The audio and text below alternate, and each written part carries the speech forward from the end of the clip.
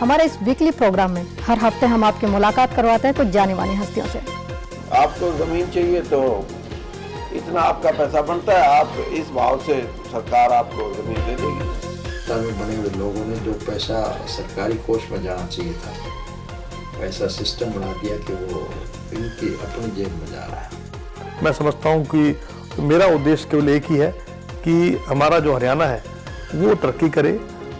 तो मुझे एक पीड़ा बहुत सताती है, वो ये कि मैं अपने बच्चों की पार्ट ऑफ ग्रोइंग अप नहीं रहा। आदमी के पास एक ऐसी हॉबी होनी चाहिए जिसको कभी भी प्रोफेशन में कन्वर्ट कर सकता है। कि ये जो कांग्रेस पार्टी है ये ही हमारी सारी समस्याओं की जड़ है। ये उनकी सोच है जो क्रिकेट एडमिनिस्ट्रेटर हैं, जो क्रिकेट को संभाल रहे हैं। शायद उनकी सोच हमारी सोच से अलग है। ये सोच कर चलते हैं ना कि अगर भी हम इससे डरेंगे तो कुछ कर नहीं पाएंगे लाइफ में। इस मुकाम पर पहुंच गया हूं कि लोग मेरे को जानते हैं कि अच्छी पहचान बन गई है। अगले हफ्ते पल दो पल में इसी समय इसी वक्त मुलाकात करेंगे एक और नई हस्ती से।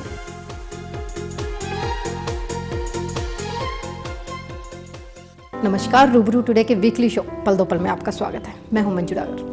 जैसा कि आप जानते हैं हर हफ्ते हम आपकी मुलाकात करवाते हैं किसी न किसी जानी मानी हस्ती से। हमारे आज के जो खास मेहमान हैं वो क्रॉस द बॉर्डर पाकिस्तान से संबंधित है। जी हाँ, हमारे आज के खास मेहमान हैं लाहौर के डायरेक्टर लोकायुक्त मिस्टर कबीर अहमद खान जी।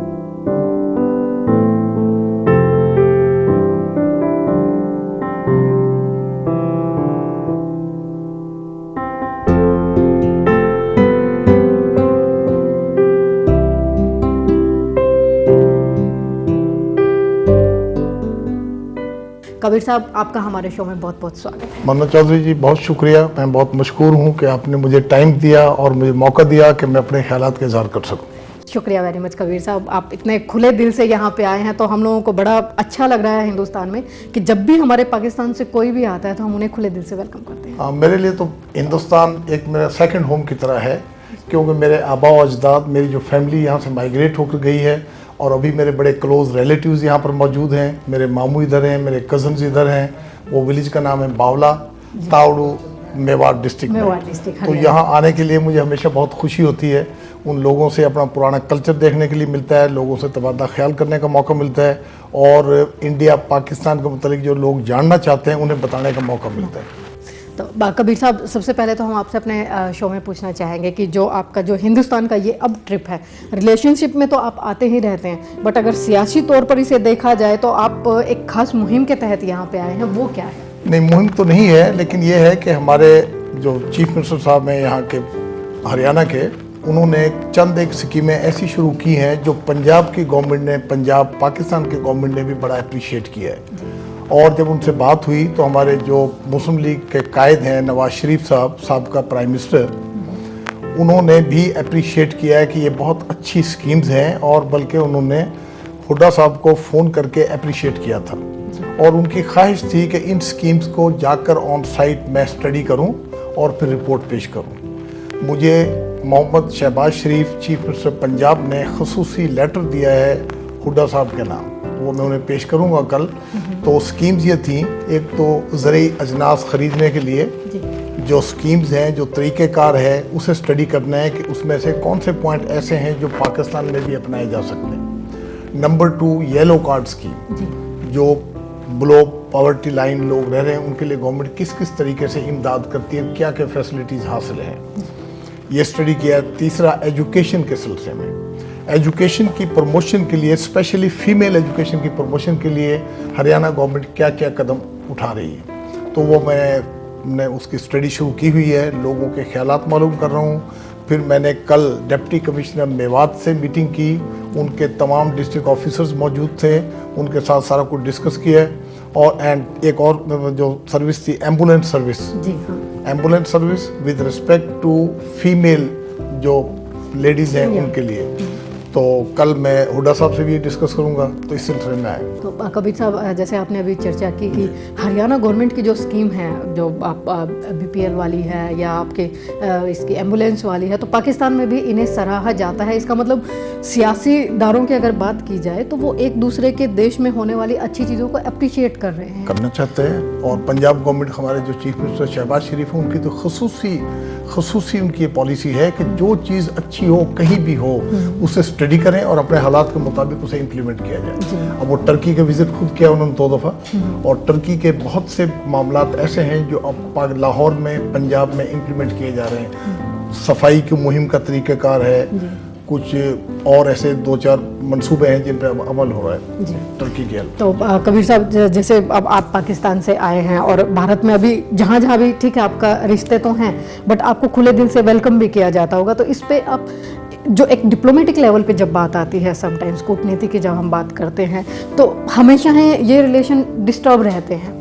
तो अगर इनमें सुधार की जो गुंजाइश हो, तो एक आवाम और एक ब्यूरोक्रेट्स के नाते आप क्या सलाह देना चाहेंगे? मैं समझता हूँ जब तक लोगों का आसानी के साथ मेल जोल ना बढ़े, उस वक्त तक हालात बेहतर नहीं हो सकते। ये बहुत ज़रूर, अच्छा, लोग दोनों तरफ के लोग करीब आना चाहते हैं, बड़ा प्यार करते हैं एक दूसरे से। मैंने यहाँ तक देखा है कि इंडिया के कोई मेहमान अगर आते हैं उधर, लोगों की कोशिश होती है कि उनकी खिदमत की जाए, दुकानदार की कोशिश होती है कि उससे कीमत ना ली जाए। बहुत से वाक़यात ऐसे, मेरे कई मेहमान आए, जब कभी पता लगता है दुकानदार को इंडिया से आया है, वो उनकी खिदमत करने के लिए कहता है भाई चाय ज़रूर पी के जाएंगे आप, जो चीज़ खरीदी वो कोशिश करेगा कि उसकी कीमत ना ले।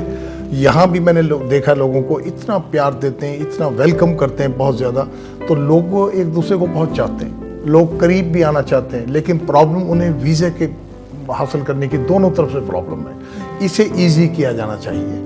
जिनके स्पेशली रिलेटिव्स हैं एक दूसरे उसमें, उनकी इंक्वायरी का सिस्टम ब्रीफ करें, इंक्वायरी ज़रूर करें, लेकिन उसे ब्रीफ कर दें, कोई टाइम लिमिट कर दें, 15 दिन के बजाय 8 दिन कर दें, कोई एफिडेविट ले लें। कोई बंदा अगर यहाँ से को बुलाना चाहता है और वो इन्विटेशन दे रहा है, डॉक्यूमेंटेशन दे रहा है, तो फिर ऑटोमेटिकली मिलना चाहिए। लेकिन ये आपको जान के खुशी होगी कि जो हमारे ट्रेडर्स हैं उनके लिए स्पेशली बड़ा ईजी मिल रहा है। चैम्बर ऑफ कॉमर्स के लेटर देते हैं और वीज़ा दोनों तरफ से जल्दी मिल जाता है।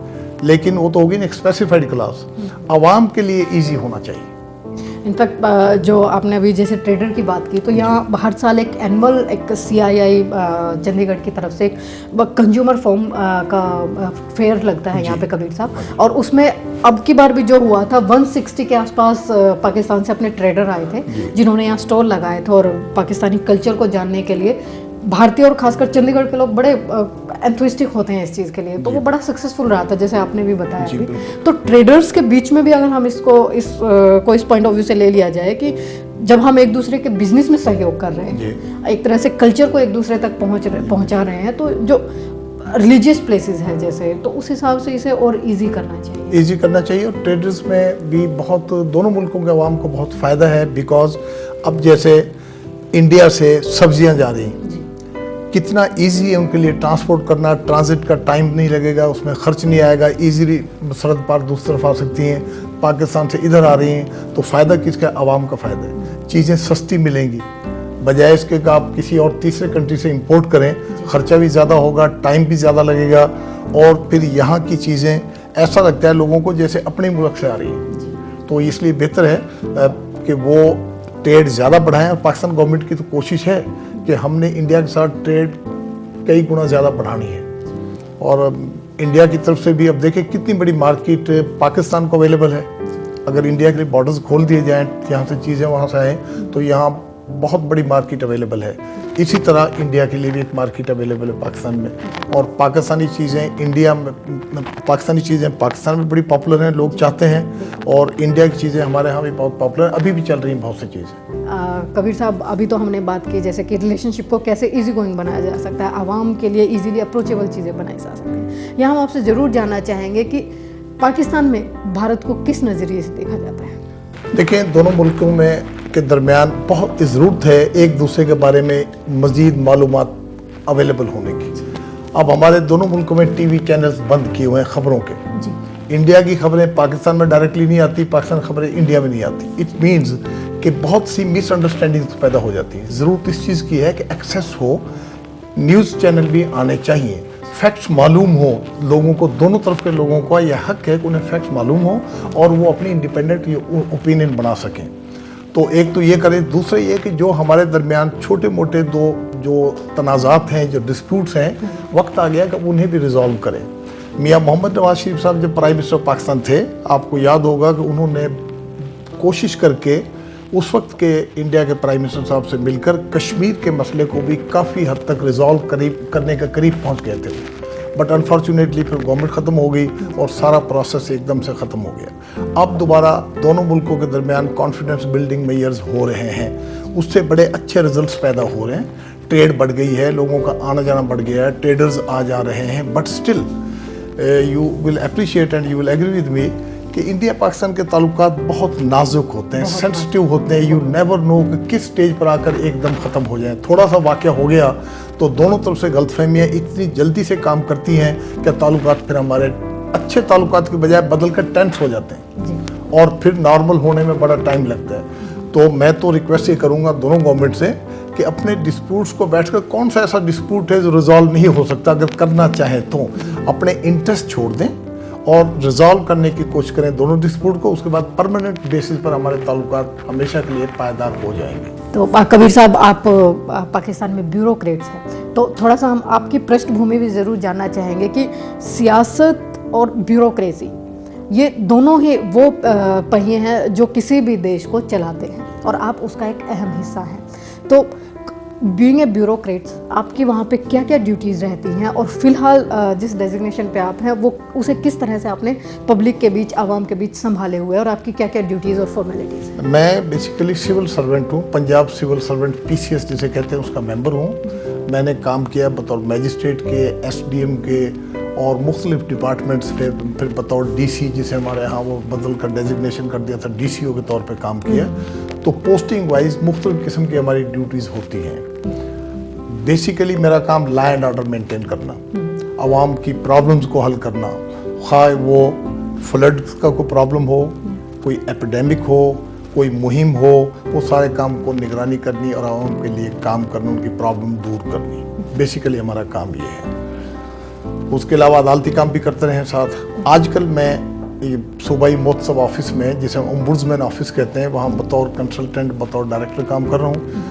ये महकमा बुनियादी तौर पर आवाम की शिकायत, जो सरकारी डिपार्टमेंट्स हैं उनके ख़िलाफ़ जो शिकायत हैं उनके वो रिज़ॉल्व करते हैं। ये बहुत इजी मेथड है, कॉस्ट फ्री है, फ्रेंडली माहौल है and we fight on behalf of the complainant और उन्हें रिलीफ दिलवाते हैं। मतलब बेसिकली आप गवर्नमेंट और आवाम के बीच एक कड़ी का काम करते हैं। कड़ी का काम करते हैं, जबकि और उसको कंप्लेनेंट को बार बार नहीं आना पड़ता, उसे 2-3 दफ़ा हमारे पास आना पड़ता है सिर्फ। Number 1, he can file complaint directly even through mail और ईमेल और लेटर, या खुद आकर दरख्वास्त हमारे पास जमा करा देगा। हम रिपोर्ट मंगवाते हैं महकमे से, उनका मौक़िफ़ मंगवाते हैं, रिप्लाई उनका आएगा, फिर उसे हम कॉपी भेजेंगे बाई मेल घर पर ही। उससे उसकी जवाब मांगेंगे कि उसके कमेंट्स मांगेंगे कि इस जवाब के बारे में आपका क्या ख्याल है। फिर हम दोनों को बुलाएंगे फॉर आर्गूमेंट्स और फिर रिजॉल्व कर देंगे। गवर्नमेंट को डायरेक्शन इशू करेंगे कि ये मेल एडमिनिस्ट्रेशन में आती है, ये काम गलत किया है, उसके खिलाफ कार्रवाई की जाए, इसका मसला हल किया। मतलब उसके पैरामीटर्स के हिसाब से उसको सेट कर लेते हैं। तो कबीर साहब, आप एक ब्यूरोक्रेट है जैसे, तो जो पाकिस्तानी ब्यूरोक्रेसी का जो एक सिस्टम है, उसका एक सिलेक्शन का जो क्राइटेरिया है, हिंदुस्तान में कुछ अलग है या दोनों कंट्रीज़ में एक जैसा ही है प्रोसेस की, एंट्रेंस एग्ज़ाम वगैरह और ये इस तरह की तैयारी करना? बेसिकली दोनों मुल्कों में एक ही निज़ाम था सिविल सर्विस का, ICS जी, पहले ऑल इंडिया सिविल सर्विस जी, इंडियन सिविल सर्विस, हमारे CSS हो गया, सेंट्रल सिविल सर्विसेज। तरीक़ेकार पब्लिक सर्विस कमीशन के थ्रू, इंडिपेंडेंट कमीशन है, उसके थ्रू कंपटीशन का एग्ज़ाम होता है, फिर उसके बाद इंटरव्यू वगैरह होगा और फिर मेरिट पे लिस्ट बनेगी, उसमें सेम प्रोसेस है बिल्कुल। फिर अकॉर्डिंग टू मेरिट उन्हें डिपार्टमेंट असाइन किए जाते हैं। Civil service, foreign service Pakistan, police service Pakistan, custom वगैरह, यही इंडिया में भी है। Same process almost. तो कबीर साहब, जैसे अभी हाल ही में एक पाकिस्तान गवर्नमेंट ने एक बहुत अच्छा एक मुहिम शुरू की है, मुहिम कह सकते हैं मुझे, या उनका उनका एक वे कह सकते हैं कि हमारे बॉलीवुड के सक्सेसफुल स्टार दिलीप कुमार साहब का जो घर है उन्होंने उसे हेरिटेज डिक्लेयर किया अभी हाल ही में। तो इस तरह की जो चीज़ें पाकिस्तान करे अगर, क्योंकि हमारे मोस्टली जितनी भी सेलिब्रिटीज़ हैं जो हायर डिग्निटरीज पे हैं वो कहीं ना कहीं लाहौर से, कराची से बिलोंग करते रहे हैं। बिफोर इंडिपेंडेंट हिंदुस्तान पाकिस्तान एक ही था। तो अगर जैसे दिलीप साहब का किया है, उन्हें एक हाईली जो अवार्ड है आपका पाकिस्तान को वो भी दिया है। तो इस तरह की चीज़ें आपको क्या लगता है कि ये सेंसिटिव रिलेशनशिप है दोनों के बीच, क्या ये चीज़ें इम्पैक्ट करती हैं इन्हें संभालने में? करती हैं। आपको याद होगा कि ज़ियाउल हक के दौर में क्रिकेट डिप्लोमेसी ने बड़ा काम किया था। फिर अभी ये recently last year world cup हुआ था, उसमें हमारे प्राइम मिनिस्टर साहब आए थे, उससे बड़ी अच्छी फीलिंग्स दोनों मुल्कों के दरमियान डेवलप हुई। इसी तरह जो आपके इम्पोर्टेंट लोग हैं, दिलीप कुमार साहब पहले तशरीफ लाए थे जब वो शौकत खानम हॉस्पिटल का इफ्तिताह था, उस वक्त मैं SDM था, मेरे इलाके में हुआ था वो। तो इससे तमाम देखें, चीज़ तो यह है कि जो पीपल की विल है, लोगों की विल, लोगों की ख्वाहिश, it should be reflected. Awam like करते हैं दिलीप कुमार को, तो उसका घर गवर्नमेंट ने डिक्लेयर कर दिया कि नेशनल हेरिटेज है, तो ये रिफ्लेक्ट होना चाहिए और उसका इम्पैक्ट हो जिसको अवाम चाहता है। तो मतलब कहीं ना कहीं ये लगता है कि वहाँ पे सम्मान तो है हर चीज़ का, पर वो चीज़ें सामने समटाइम्स आ पाती है, कम आ पाती है, कम नहीं आ पाती। यहाँ पे बेसिक एक बहुत बड़ी प्रॉब्लम है कबीर साहब। पिछले दिनों इसी के साथ साथ एक और खबर भी आई थी कि पाकिस्तान में कुछ जो हिंदू टेम्पल्स हैं उन्हें सरकार तोड़ रही है। क्या ऐसा कुछ वहाँ हुआ था? नॉट एट ऑल, ये तो कभी भी नहीं हो सकता है। कैसे मुमकिन है? जब आपको याद होगा बाबरी मस्जिद का वक़्वा हुआ था तो रिएक्शन हुआ था, एडमिनिस्ट्रेशन ने प्रोटेक्ट किया उनको जहाँ तक कर सकते थे हर जगह पर। हमारा तो काम था उनके खिलाफ, हमने फोर्स इस्तेमाल की, उनके खिलाफ हमने मुकदमा दर्ज किए, लोगों को अरेस्ट किया and we try to protect it. आज भी पाकिस्तान में मिनॉरिटीज़ इतनी पीसफुल हैं जितनी किसी और मुल्क में आप कह सकते हैं, कतन नहीं। अगर वहाँ प्रॉब्लम्स हैं तो इंटर रिलीजियस हमारे जो पाकिस्तान हैं मुस्लिम उनके दरमियान होते हैं, शिया सुन्नी का थोड़ा बहुत कभी हो गया, लेकिन मिनॉरिटीज़ बहुत प्रोटेक्टेड है। क्योंकि हाल ही में ये खबर आई थी और यहाँ ये मुद्दा उछला भी था कि अगर हमारे पाकिस्तान में हमारे धार्मिक स्थल ही अगर सेफ नहीं है तो हमारी पब्लिक कैसे? कोई एक ऐसा आप बता दें कि फला जगह का टेम्पल डैमेज हुआ है, अब क्या रिसेंटली क्या हुआ, कोई वक़्वा नहीं हुआ। आपके लोग जाते हैं गुरु नानक साहब का जो ननकाना साहब में लोग आकर बताते होंगे कि उसकी कितनी बेहतर मेंटेनेंस है। वहाँ के लोग जब जाते हैं उनकी प्रोटेक्शन के लिए गवर्नमेंट कितना करती है। लाहौर में गुरु नानक साहब का है, हसन अब्दाल में है, और जगहों पर भी है, कहीं कोई ऐसा वक़्वा नहीं है। सिंध में हमारे बहुत सारे टेम्पल्स हैं, तो कोई ऐसा वक़्वा नहीं हुआ। और ये गलत, यही तो बात है कि दोनों मुल्कों के दरमियान मिसअंडरस्टैंडिंग्स पाई जाती है। जब तक पब्लिक आपस में नहीं मिलेगी, एक्सचेंज ऑफ व्यूज़ नहीं होंगे, ये मिसअंडरस्टैंडिंग्स दूर नहीं होंगी। लोगों का हक है कि उन्हें फैक्ट मालूम हो, एक्सेस होनी चाहिए लोगों को टू नॉलेज, टू फैक्ट्स, और वो उसी वक्त होगा जब टीवी चैनल्स, खबरों के चैनल्स की रसाई होगी पब्लिक तक जाना, क्योंकि सच तभी सामने आ पाएगा। जब ये सामने आएगा फिर लोगों को let them frame their own mind, their own opinion. Facts जब उनके साथ, मेरे पास जब फैक्ट्स ही नहीं होंगे, मैं जो ओपिनियन डेवलप करूंगा वो नामुकम्मल होगी, मे बी कि वो गलती हो या नामुकम्मल होगी। जब मेरे पास पूरे फैक्ट्स होंगे तो फिर मैं बेहतर ओपिनियन बना सकूंगा। इसलिए लोगों के होना ज़रूरी, यही चीज़ें ज़्यादा काम करती है मिसअंडरस्टैंडिंग फैलाने में, जब लोगों को कोई एक्सेस नहीं होती खबरों तक। ना पाकिस्तान इंडिया की एग्जिस्टेंस के खिलाफ है, ना इंडिया पाकिस्तान की एग्जिस्टेंस के खिलाफ होना चाहिए, है भी नहीं, ठीक है ना जी। तो इसलिए ये गलत बात है। पाकिस्तान ये तो नहीं चाहता कि इंडिया का रकबा फतेह करना, डिस्प्यूट है एक कश्मीर का, वो आप भी तस्लीम करते हैं कि डिस्प्यूट रिजॉल्व होना चाहिए according to the will of the people, ठीक है ना जी। तो बाकी अदरवाइज तो पाकिस्तान का कभी